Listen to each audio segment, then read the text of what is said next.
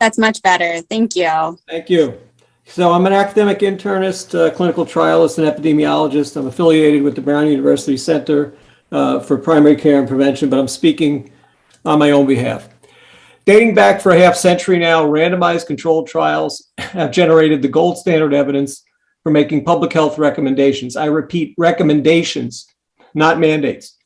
There is zero data from 4 decades of modern influenza vaccine randomized controlled trials and less than 2 years of COVID vaccine randomized controlled trials that either influenza or COVID-19 vaccines have reduced viral transmission within any randomized controlled trial design.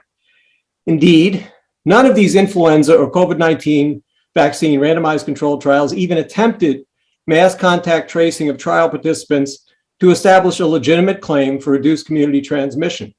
Given such deficient data, recommending mass influenza or COVID-19 vaccination is at best inappropriate. Mandating either vaccine practice based upon the evidence-devoid claim of reduced community viral transmission is coercive anti-scientific Lysenkoism.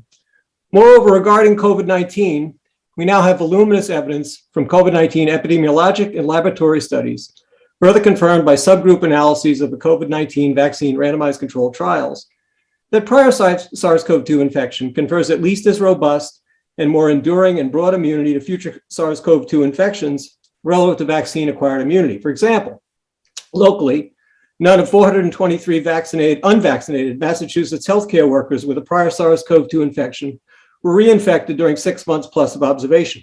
Finally, I analyzed Rhode's own data from January 2022, provided to my state rep, Chippendale, as the SARS-CoV-2 Omicron wave peaked in Rhode Island. Prior SARS-CoV-2 infection, regardless of vaccination status, was associated with a 4-fold lower rate of new SARS-CoV-2 infections relative to full vaccination with no history of prior infection. We must return immediately to rational, data-driven vaccine policies of the recent past, such as the CDC's 2009-10 H1N1 swine flu pandemic vaccine guidelines. Per those guidelines, vaccinating potentially high-risk individuals was recommended, not mandated, and also PCR documented prior infection was explicitly acknowledged as an acceptable alternative to vaccination. Thank you. Thank you.